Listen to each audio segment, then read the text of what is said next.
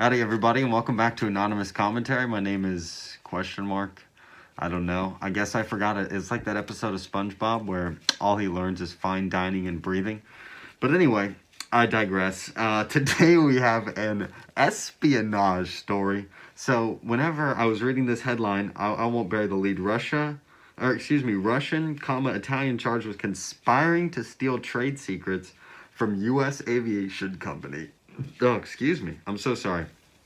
Now, whenever I read this headline, it harkened back to a show I used to watch called, or well, I don't know if it was a show, but anyway, yeah, no, I know it was for sure a show. And then actually they made a video game out of it, but it was the Spy versus Spy. And so, for those of you that aren't familiar, they're these two spies, obviously, that have like plague doctor masks on. One's like, dressed in all black, and the other's dressed in all white, and they are constantly trying to plot against each other to inconvenience them or try and harm them. But for some reason it all works out like that the other guy plans something just as equally as nefarious, and then it's a hilarious hijinks. But anyway, so whenever I read this headline, I don't know, I got a little nostalgic. But anyway, that's enough for now. Let's jump right in. This is by Melissa Leon, and this is reported from the Justice Department. So, well, I mean, look, if you believe the government, then this could have been what happened. But I guess we truly have no way of knowing. But anyway, a Russian national and Italian national were charged earlier this month with conspiring and attempting to steal trade secrets from the American company GE Aviation, the Justice Department announced Thursday. So that's interesting. So there's Russia, who obviously we have a very adversarial, for obvious reasons. And then, but Italy I thought was our ally, but I guess that it would be naive to think that we don't have assets or operators in their area trying to get their secrets. I don't know if we do that. Maybe, I definitely couldn't rule it out as a possibility.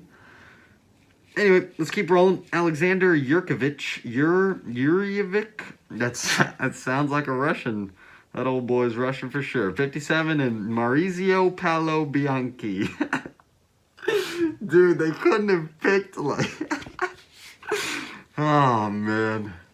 Oh. I'm so sorry. Those names just sounded so, well, the nationalities to which they represent were alleged to have hired consultants for jet engine accessory work between 2013 and 2018 who used trade secrets owned by GE Aviation when they created their report to pass off as their own. The DOJ said, wow, that's nuts. So that's crazy. GE Aviation is a subsidiary of GE and is based in Ohio. The consulting employee allegedly used trade secrets owned by GE Aviation to create the technical report. The effort focused on accessory gearboxes made by Avio Aero, which are external engine components that provide power to systems such as hydraulic pumps, generators, and fuel pumps. So dial into the nitty-gritty of the inner workings of a plane, or the plane's engine anyway. Yeah, the external engine components. The department explained the employees were current or former GE employees of GE Aviation's Italian subsidiary. So how can they be conspiring? Well, I guess if it's a subsidiary, it depends if it's a wholly owned subsidiary or... Anyway, let's not get too into the weeds. The employee report said the holders of patent and intellectual property obtained as a result of the work are the Ministry of Industry and the Trade of the Russian Federation, when GE Aviation actually owned the intellectual property. So it looks like more intellectual property theft. We see this a lot with China, but looks like it's going down. Korshinov previously served as a public official in the Russian Ministry of Foreign Affairs and was an employee of Russian state-owned company, according to an affidavit filed in support of the criminal complaint, which was unsealed Thursday. He was arrested Friday at the Naples International Airport in Italy. What? So the Italians arrested the Russian that was charged, but we arrested an Italian?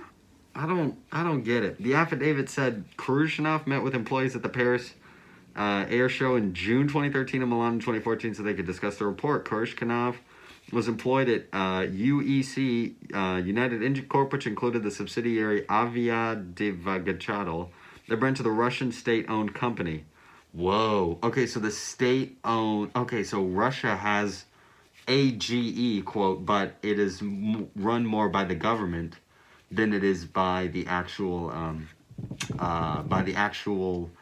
private market, by, individuals just as private citizens, aside from the government. But you could probably make me an argument. I would be warm to it that the government definitely plays favorites with like certain companies that manufacture, defense equipment, Raytheon, all these big national security. And look, I'm not even saying that they're not providing us a service, because honestly, like, I wouldn't know how to shoot a Russian missile out of the sky. I don't know how to defend against that. So, if these guys do, and they can make a living doing it, then who am I to tell them that I can't, or that they can? Excuse me. But anyway, Bianchi was a former.